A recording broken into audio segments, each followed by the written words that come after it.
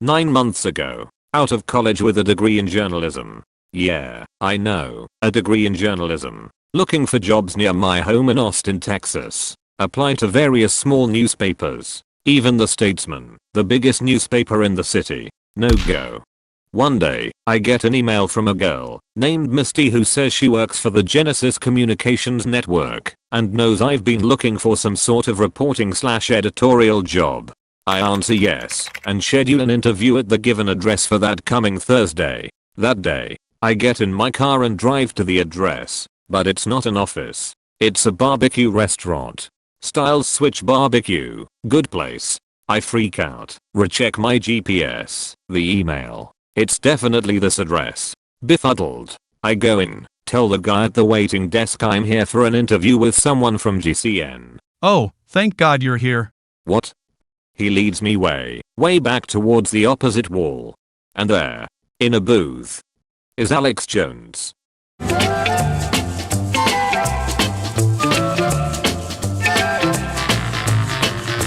I obviously know who Alex is, so I'm sort of freaking out.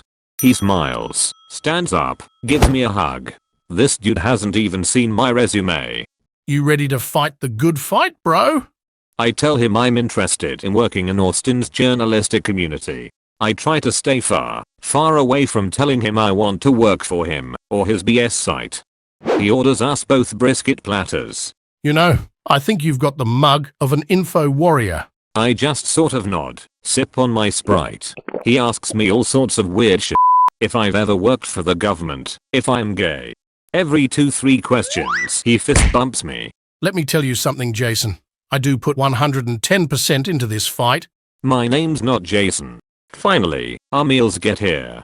Thanks, sweetie. We'll take that in a to-go container. I ask Alex where we are going. I'd imagine his main office, right? I know you said you'd give your life for this fight. What? So let me show you the true enemy. Alex asks if we can store the food in his car. I tell him sure, but I don't have any way to keep it from spoiling. He tells me there are preservatives on the front lines to keep them edible. Okay. We start walking down the street. And walking. And walking. It's like 5 PM. We've been walking in silence for near an hour and a half. I could just say f it and leave. But I also really need a job. My parents have threatened to kick me out if I don't find one soon. So, I trek on. Finally, Alex just stops alongside a major highway. And now, we wait. So we do. For another half an hour. Finally, a large black van pulls alongside the side of the road. Alex hops in the passenger seat without saying a word to me. He pokes his head out the window. Looks at me. So I hop in too. The van keeps going for maybe 40 minutes into a small ass town called Niederwald. Alex keeps muttering to the driver, a young black guy with glasses, about how scared he is for his family. Niederwald seems to be mostly grass and the occasional house. Alex peeks behind to look at me. Jason, I read that you consider a major skill to be head-on tackling a problem. That sentence seems astoundingly stupid to me, but I just nod and say yeah, definitely. Finally, we pull into a dirt road and keep going for maybe 20 minutes. I'm pretty sweaty, tired. Chilling with Alex Jones in a black van. Finally, we stop next to an old bridge, and the van just drives off. What the fuck? Jason, come help me out here. He's standing over a weird metal hatch, like in Lost. If you've ever seen that show. I help him open it. It's pretty heavy, obviously hasn't been opened in a long time.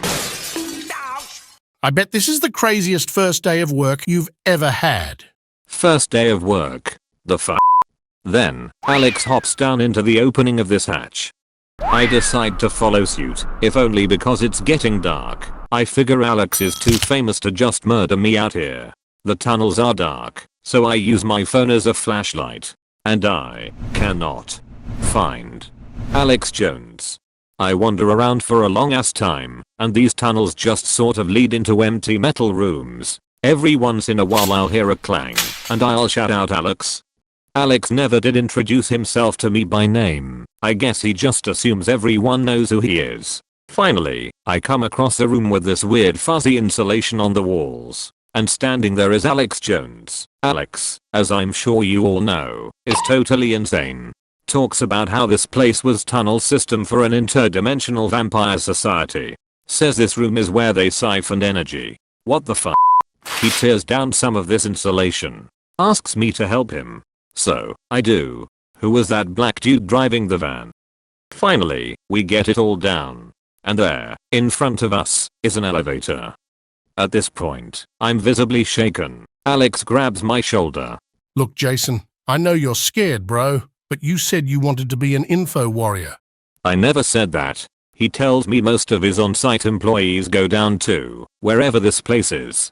You will face your own personal demon, but I need you to think of it as a spiritual experience, Jason. Yeah, okay. I'll be with you every step of the way, buddy. Oh god, please no. He steps into the elevator and pulls something. I get into. And we descend into pure darkness.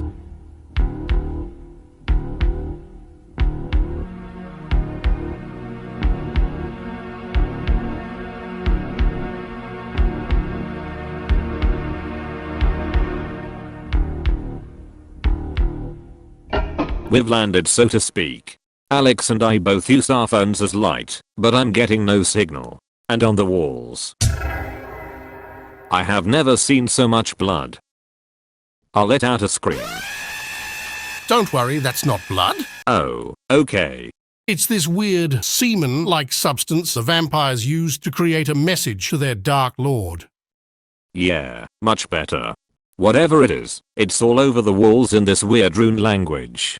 Alex tells me they generally act as prayers to the satanic lords of the interdimensional vampires. Okay. Finally we get to a door. Okay, Jason, this is the one room where they remain. The f***. I could run right now, but I don't know how to work the elevator, and I'm not sure I'd make it through those tunnels. I know Alex is crazy, so who knows what's really beyond the door. It will take the form of your own personal demon. That doesn't reassure me. I opened this weird metal door, and I shut it behind me. It's sort of like a classroom. But no seats, just a big desk in the front. And a projector. Some weird creepy ass objects on the floor. A rattle, a teddy bear, some old comic books. And a journal. I pick it up. Start reading it. Well, it's from a young Alex Jones. Young Alex was apparently taken here for a dentist appointment. Left in this room, to watch the reports and receive treatment. Damn. I put the journal down, look around the room, see nothing. Then, suddenly, the lights turn on. And so does the projector. An older professor-looking dude appears on the screen. He starts talking about the door and its procedures. I don't speak conspiracy theorist, not that it's much of a conspiracy for me at this point. It seems as though some Mason-like group was chemically tracing wealthy Texan families and recruiting kids. The kids were taught like in school, but also received chemical treatments and psyop conditioning to make them harder to kill or otherwise manipulate. Jesus. This video lasts maybe 45 minutes, detailing the enemies that these kids would face when they were older. Very weird, creepy shit. Then, when it's over, the lights shut off. I run to the door, banging, screaming. I'm freaking out. And, like that, it opens. The lights are on in the hall now. And Alex is standing by the elevator now, looking very somber. Do you see why I do this now? I guess so. What do we do now? Let's go to the club, Jason. So when we work our way up, the van is back. We get in, drive to Austin. Not a word is said. And then, just like that, we arrive at Plush nightclub. Alex jokes that he's glad he's divorced, so he can go to these places more often. Alex, I suppose, knows the guy at the door, because we all get in no problem. I go to the bar, get drinks, can't find Alex. I find myself drinking quite a lot. Then, suddenly, a beautiful woman approaches me. She says Alex wants to talk to me upstairs. I go inside some office. Alex and the black dude are there. I don't know his name. Should probably stop calling him black dude. Jason, what if I told you this was a globalist haven, and 90% of those people down there want to eat you alive and then eat your family? I want to tell him he's crazy, but I don't. Alex tells me to find the most beautiful looking woman down on the dance floor and whisper in her ear the word sensational. Okay. I could have just walked out, but f it. I'm intrigued and it's Alex f***ing Jones. He was on Joe Rogan. I get on the dance floor, sort of bust, and I find a hot looking babe with blonde hair, cute bangs. We dance for a bit, before I whisper in her ear sensational. She looks like I just stroked her G-spot. I head back to the office, and she follows. No one is there. Then suddenly she throws over the desk, and the lamps. She is trashing this place. What the fuck? I'm checking this place for bugs. Fucking socialists. When she's done, she grabs me by the shirt and starts making out with me. Oh, sh**.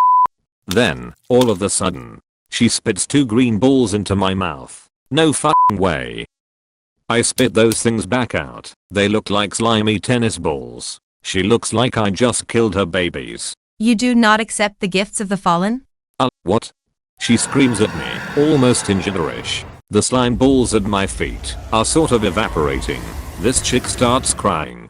She starts clawing at me and then, she just slams the door and leaves. Alex emerges from the closet. What the fuck? He was in the closet? Where'd the black guy go? Jason, what you said to her was a demonic mating ritual code word. Yeah, makes perfect sense. You just killed 2 globalist archdemons. I'm more amused than scared at this point. Which means, in about 30 seconds, this club is going down hard. Sure enough, I can hear screams from downstairs. Alex grabs me and pulls me towards the window. Jason, do you trust me? No. He throws me out the window. And I land on a van. Yes, it hurt, but I was only like half a story up, so it didn't break anything. Alex follows suit, but he's wrapped himself in some sort of black body armor? Fuck if I know. The screams in the club are growing louder. The music has stopped. The black guy's behind the wheel. We showed those demons who not to fuck with, right, Jason? Hell yeah. Says the black dude. So, now we go home, right? No, Ramsey, not yet. We've got one last stop. So, we speed, down the street, away from this nightclub. I'm still buzzed from my drinks, having a good time, even though I'm all tied up in this shit now. Maybe working with Alex wouldn't be so bad. So, Jason, you ever heard of this idea of controlled opposition? No, what is it? Alex starts chuckling. He explains that sometimes you have to control your enemy to make them more understandable or something. I wonder if Alex had anything to drink at the club. He cranks up the volume on the radio as soon as All Along the Watchtower starts playing.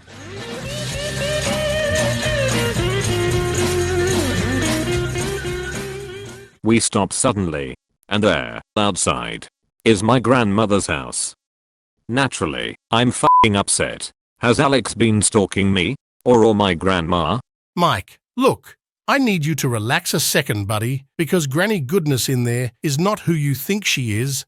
What the f*** does that mean? My name's not Mike either. Alex pulls out a laptop from under his seat. Shows me a long list of files. One is called Supreme C1068.ifw. He opens it, and it's like the Matrix. Mike, this is not a joke. You've been the victim of heavy conditioning. Do you know who Madeleine Albright is? No. Look her up. I Google her name. She was Secretary of State under Clinton, I guess. I'm not a big politics guy. And then, I hit the Wikipedia page. And on that screen is my grandmother.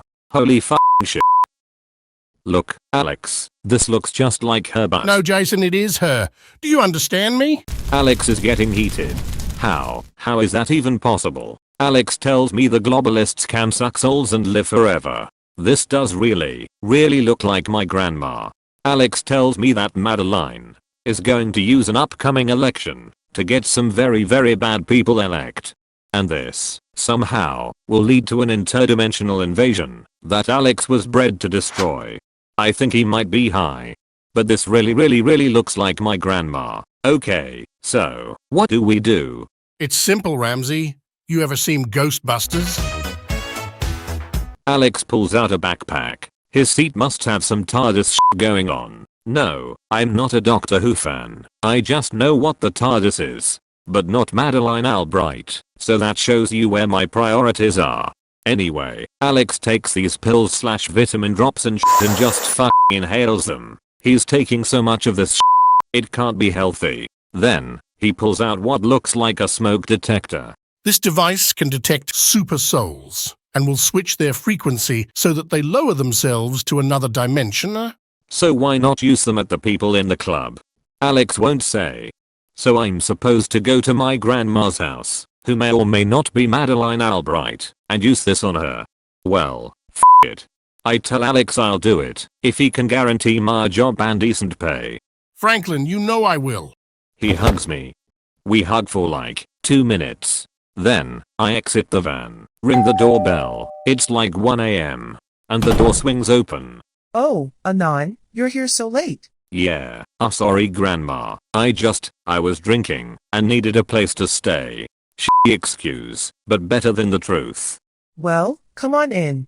She sniffs. Do you smell anything, Anon? Nope. Well, maybe it's just my old nose. She does this cute grandma laugh. If Alex was f***ing with me or some shit, I will be pissed. We sit at her coffee table. Suddenly, she looks at the device in my hand. Oh, Anon, what is that?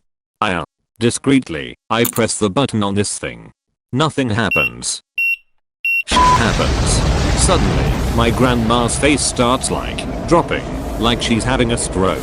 Oh shit. What the fuck have I done? Her head starts screaming. Anon, what have you done to me? She starts exploding. First her arm, then her leg. Shit. The ground starts shaking. What the fuck? In this demonic voice, I hear. You who must be bequeathed shall not be found unsanctified. I run the fuck out of there as my grandma starts to explode, and her house begins to fall apart. Oh shit. Oh shit. I leap out of the yard, and turn around just long enough to see my grandma's house envelop into a portal of pure light. There's nothing there now. It's like the house was never there at all. The device is gone too. I must have dropped it. Sweet Jesus, I'm scared. But, I guess it's all over now. I run to the opposite side of the road, but the van's gone. In its place are 2 white containers and a duffel bag. In the bag are rolls of money. Wow. I mean, really I could be set for life with this much. Provided I live simply. The container next to it looks familiar. I open it. My brisket dinner, still piping hot. Then, I notice one last thing. A sticky note. I pick it up and read it. Thanks a lot, Anon, for everything.